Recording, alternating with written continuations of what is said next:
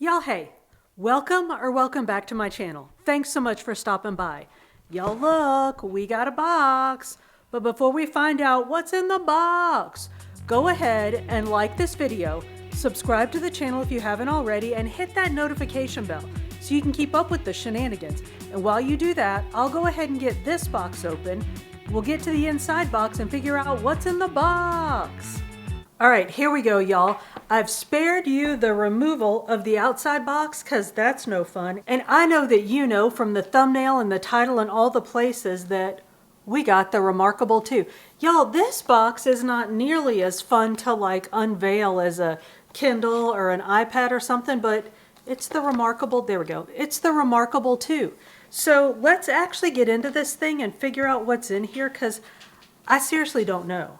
So when you order these, there are a bunch of different options, and you can get like the one with the folio or the one with the fancy folio. The one with the fancy folio like straight up adds $100 to your price tag straight out the gate just for a fancy folio. So I got just the bare bones Commando edition, no folio, no nothing. So let's see what's in here. So it says activate your 12, apparently I got a 12-month Connect plan with it. It says activate your Connect plan. We'll get into that later. The packaging is very sleek, which is interesting. And I guess it's on brand because I feel like the reMarkable is marketed as, you know, it's like the thinnest, sleekest paper tablet on the market. And that's kind of how they bill it. Like it's very thin, very sleek, very sort of no nonsense. I would say no frills, but it's not no frills because supposedly it does a bunch of things. Y'all, I am having a time. There we go. Very first impressions, it feels solid. So it's not heavy by any stretch. So, and y'all, obviously very first impressions, like I just took this thing out of the box. But if I'm standing somewhere holding it and taking notes, my hand is not going to get tired. And some tablets like the iPad, as light as the iPad is, when you hold it for a while writing on it, it starts to feel a little bit heavy. So we have the tablet and we have the stylus. There appears to be a power button at the top. Let's see if that, ooh, did something.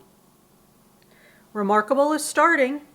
All right, so we'll let that start. There's really not a whole lot else to talk about here. There are some replacement nibs in the box. That's what this is. And I'm going to just leave those in there. They slide right, well, they slide right out. But I'm going to just leave them in there because y'all know I'll lose them. So y'all, there it is. The reMarkable 2 tablet with the stylus.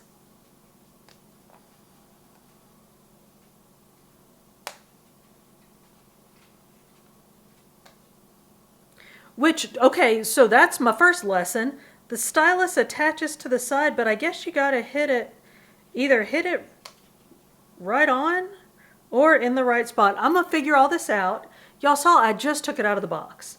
But so there's the tablet. There's the stylus attached to the tablet. I showed you the nibs. And we have a charging cable. USB-C to USB. What's the one you plug into the computer? Is that USB? I don't know what that is. But USB-C to plug into the computer-y bit. Now there's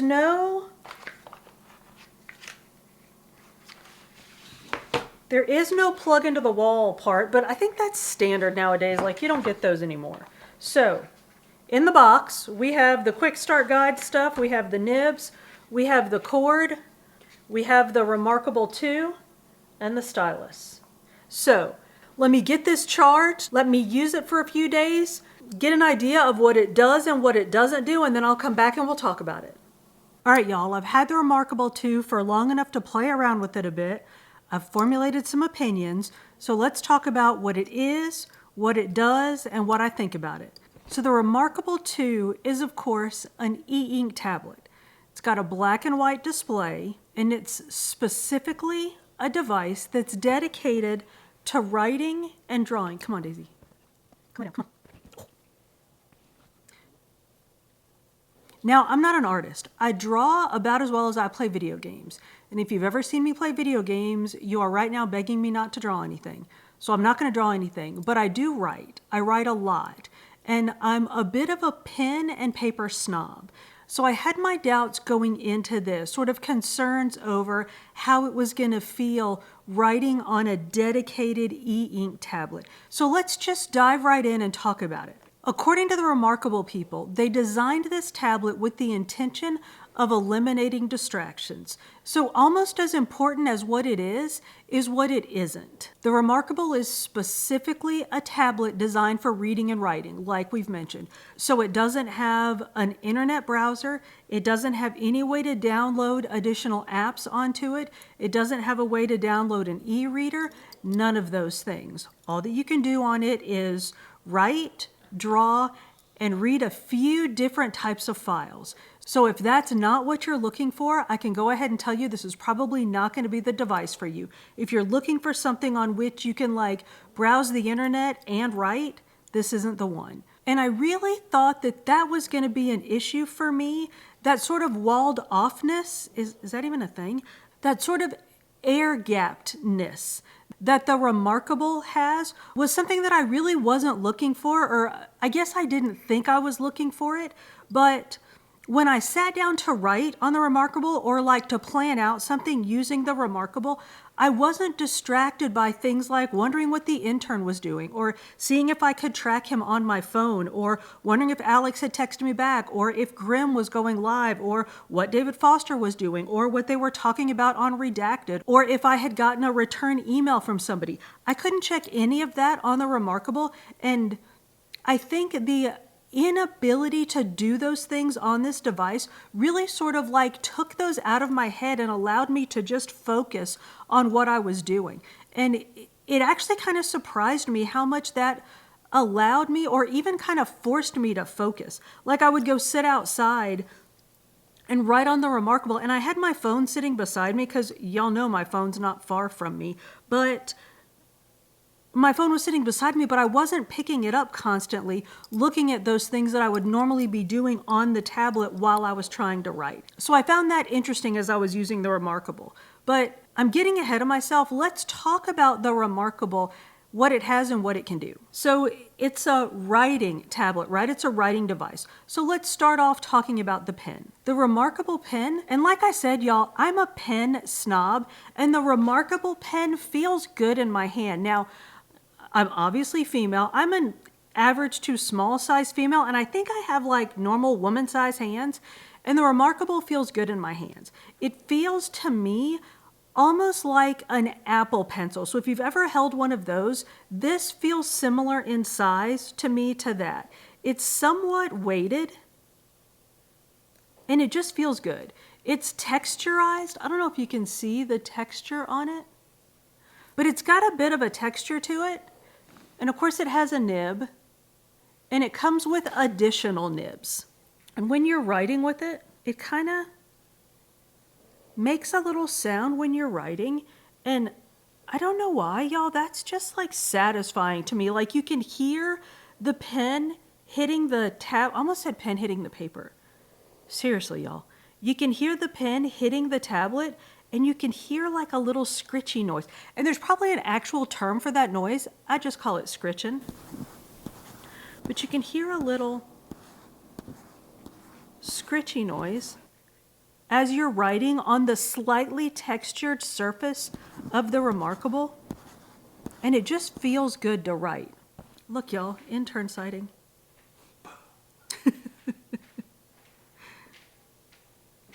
Oh, the intern distract. See, y'all, intern distractions. It's good for me not to have distractions. But the reMarkable pen also erases. So you can erase right on the tablet. So let's talk about writing. When you write on the tablet, it feels like paper. I mentioned the slightly textured surface of the tablet, and it gives you just a tiny bit of drag that makes it feel like you're actually writing on paper. And I don't know if it's that little bit of drag. I don't know what it is. But when I write on the reMarkable, my writing looks like it does when I write on paper. And I've written on multiple different types of tablets with different types of pens or different types of multiple style writing utensils. And often my handwriting on a tablet doesn't look like it does on paper. On the reMarkable, my handwriting looks like it does on paper. When you're writing, there's not much latency. So there's not much space between the tip of the nib and what you're writing, which adds to the authenticity of that sort of writing on paper feel. Because y'all, when you write on paper, there's no gap between the tip of what you're writing with and the paper. So it just gives you a little bit more of that feel like writing on paper, which to me definitely adds to the quality of the writing experience when writing on the reMarkable. It allows me to forget that I'm writing on a tablet and I just feel like I'm writing in a notebook. Starting a writing project on the reMarkable couldn't be any simpler. You see the menu across the top here? You can either start a notebook or a quick sheet. Let's start a notebook. And when you do that, it gives you the option of all of the templates that the reMarkable has, and it has a lot of templates, y'all. So I'm just going to choose lined paper, and I'm going to choose college ruled because I write so big. And I'm going to have the notebook cover be the last page visited, and I'm just going to create my notebook. And there we go, and now I can start writing. Another thing, aside from the templates, the reMarkable also gives you the option for an infinite canvas when you're writing. So instead of having like page 1, page 2, page 3, you can just continue to scroll infinitely and your page will just keep going on and on and on, and you can just keep writing. So I think that's pretty cool. The hardware is pretty straightforward. Like I said, there's not much to it. It's simple and basic in the most brilliant way. I don't know if you noticed, I don't know if I held this up before, but the reMarkable is very thin and very light, which is nice when you're writing on it. The way that they designed it was that when you're writing on it on a flat surface, like on a desk, it feels like a tablet of paper. So that when your hand drags off the edge, it just feels like you're writing off the edge of a piece of paper and you just keep right on writing. It's not like it sort of falls off a cliff. The battery life is, y'all, it would be hyperbolic if I said the battery lasts forever, but I charged it when I first got it and haven't charged it since because I wanted to test the battery life, and I can't get the battery to go down at all because, again, it's remarkably simple. It just doesn't use much battery because there's no video running, there's no light, there's no backlight, there's just nothing going on. It's just simple in the most amazing way, so the battery just lasts for, obviously not forever, but the battery lasts for an exceptionally long time. It's got a 10.2-inch e-ink display, and again, y'all, it looks and feels like paper. I hope that you can see the matte finish that it has. It's just absolutely lovely, and it's just ever so slightly textured.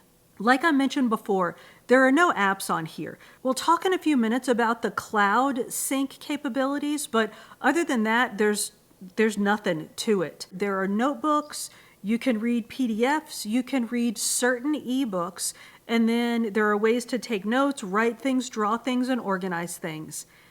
And that's it.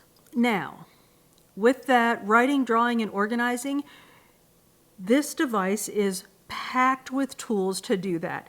And each interface that you go into, so like the PDF reader, the ebook reader, the notebooks, each of them has its toolbar on the left-hand side, and it gives you tools to use when you're in those interfaces. So like in the PDF reader, in the notebook, you can pull up your tools right there. And let's talk about how we get around sort of inside the device. The reMarkable is programmed with some very clever hand gestures that you can use to sort of navigate within the device. So if you're inside of a document, you can simply swipe down from the top of the screen to close the document, and that takes you back to the menu from which you got to that document. When you're in a document, you can swipe from left to right to turn the page. You can swipe up and down with one finger to scroll through pages, kind of like you're flicking the pages. You can tap once with 2 fingers to undo the last thing you did, or tap once with 3 fingers to redo what you just undid. You can use pinch gestures. Pinch out to zoom in, and then pinch in to like go back to normal. There are a couple of quick navigation menus too. You can swipe up from the bottom when you're in a document, and that gives you this sort of quick navigation toolbar across the bottom. And if you swipe down with 2 fingers from the top, that gives you what they call your document drawer, and you can access any of your documents from there and quickly open them. So those are just some quick ways to navigate around the device. Let's talk about the writing tools. Now, as I mentioned, these you can open up anywhere that you are. So like if you're in a PDF, an EPUB, so like reading an ebook or something, or even just in a notebook, you can open up the writing tools over on the left-hand side. So this little circle at the top will open or close that menu for you. And going through the menu, you've got your choice of writing utensils, then the text box, eraser, the lasso tool, so you can choose multiple things at once. And then you can move them around, you can resize them, you can copy or cut them. I'm gonna leave that alone because we're inside of one of my notebooks. And then you can undo or redo from there. I wanna take a minute looking at the actual writing tools. There are a lot of choice of writing utensils here, y'all. We have a ballpoint pen, and the ballpoint pen comes in different colors. Now, obviously, this is a black and white display, right? So you can write in black, gray, white, blue, or red, and each of these shows up a little bit differently on the display. Like that's the red. Here's the black.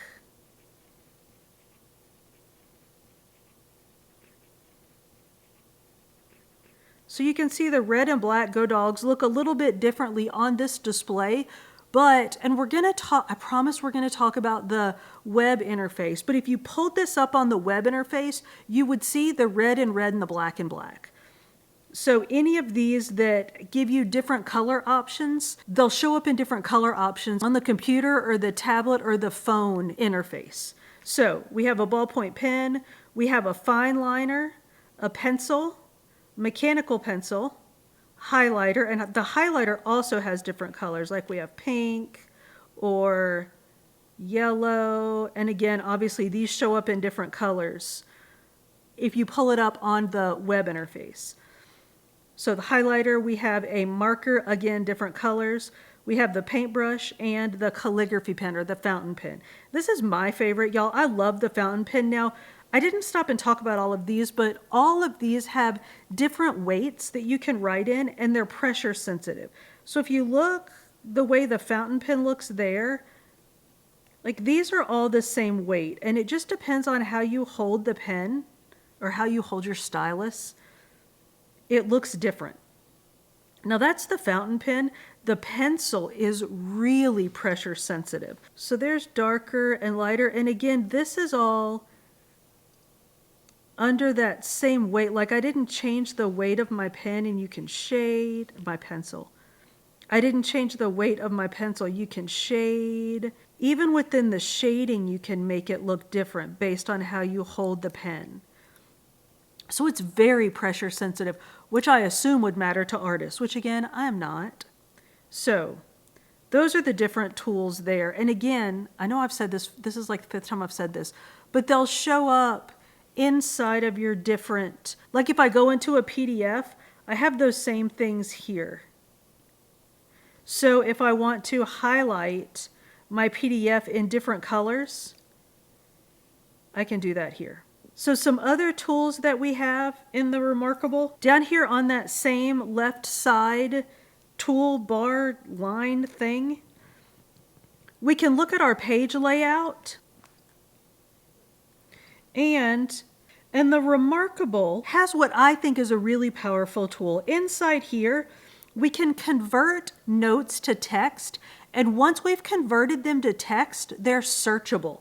So let's see how it does with my handwriting. It usually does pretty well with my handwriting, but I was not careful at all in these notes to make sure it would be able to convert it. But now that I've converted these notes to text, I can search them. And here's something else it'll do. See this little tag right here? I can tag my notes. So let's say these notes are important. I can tag them as important. And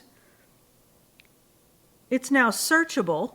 I can search it by tag. What important notes do I have? And it'll pull up which important notes I have. Or, we didn't talk about this at all, y'all, but it's kind of Captain Obvious. Up here at the top, we have the little magnifying glass. That's the search option. So I can go in there and I can search by word, I can search by tags, I can search by whatever I want to search by. And that note that I just made is now searchable because I converted it to text. So that's pretty powerful. And it's just one of the many tools that are built into the reMarkable that will allow you to better organize yourself and organize your notes and whatever it is that you're writing and storing on the reMarkable. So the reMarkable does tags. We talked about that. Of course, it does folders.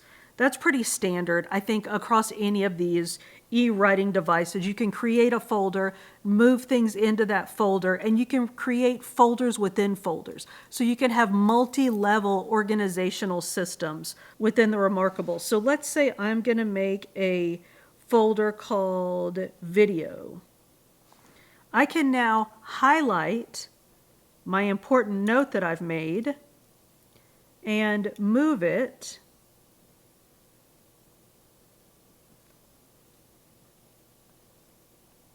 into my video folder. So I mentioned that there's a way to sync your reMarkable to your desktop, your tablet, and your phone. And that's through the Cloud Sync option app thing. So that is sort of a blessing and a curse. That, I think, is one thing about the reMarkable that people take huge umbrage with, and here's the dealio. It costs money. Now, I'm about $450 into this thing right now, y'all, between the tablet and the pen and the shipping and all the things. And now they want me to pay, I think it's $2.99 a month to be able to get my stuff off the tablet out into the world where I can use it. I'm not sure that I think that's okay. The first year is free, and then from then on, it's $2.99 a month, or you can pay for a year up front and there's a discount. And I think sort of the way that they present it is just kind of, it's the cost of doing business with reMarkable, right? You want fame? Fame costs. And this is where you start paying for it. In sweat, no, that's something different. But seriously, it's just part of the package. Can you use the reMarkable without having that? Yes. But y'all, it is so convenient and it syncs almost instantly, and you don't have to hit save or anything. Just you're working along on your tablet, and the whole time it is just steady sync into the cloud. So then when you want to go, so say you're working on a PDF and you're marking it up and you're highlighting it and you're doing all the things, and then you want to send it out to your team. It's right there in your Cloud Sync. All of your highlights and all of your notes and all of the things are right there for you to send out to your team. So it is really convenient. Is having to pay that, I think it's maybe, I want to say $27 a year, but y'all don't quote me on that. I'm not sure, because right now I'm in my free 1-year period where they get me hooked on having it. But so is it worth that $27 a year to be able to do all of that, like marking up and all the things, and be able to disseminate your stuff very easily?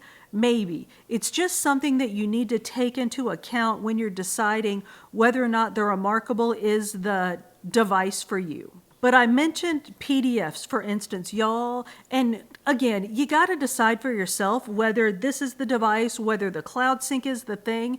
But I will tell you, I used the Cloud Sync on my computer to drop both a PDF and an EPUB book file onto the reMarkable, and y'all, it is smooth like butter. I just saved the document onto my computer, dragged it over into like the little drop it here place on the Cloud Sync on my computer, and the reMarkable had it, it found it, it put it in, and I was immediately able to highlight and write on it. And being able to annotate directly onto the document and upload it, it was really nice, and it was very simple, and it was very smooth. So, is it kind of a kick in the gut to have that additional expense on such an expensive, what I think is an expensive device to begin with, when it's not even something that I need, it's just something that I wanted and that I like. I mean, it's a little bit annoying, but I do really like it. I'm trying to think if there are other things that I wanted to talk about. I feel like I've talked about so much.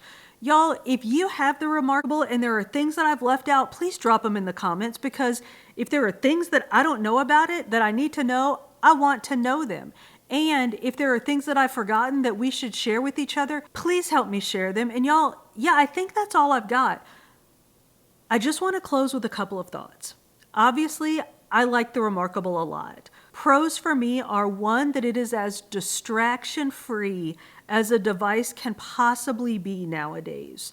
I can have many of the conveniences of an electronic writing tablet without the distractions of other tablets, which honestly, y'all, oftentimes I'm just not disciplined enough to ignore those distractions and get down to my work. So for me, that's a huge plus. Unfortunately, for a lot of people, that's a huge minus, because you can't browse the internet. You can't play games on it. Y'all, you can't draft an email and send it directly from the reMarkable. Those are huge disadvantages in a device that you're paying upwards of $400 for. Now, one more thing. I know I said I was going to get out of here. One more thing. The tablet itself is not $450. The tablet with the pen is $450.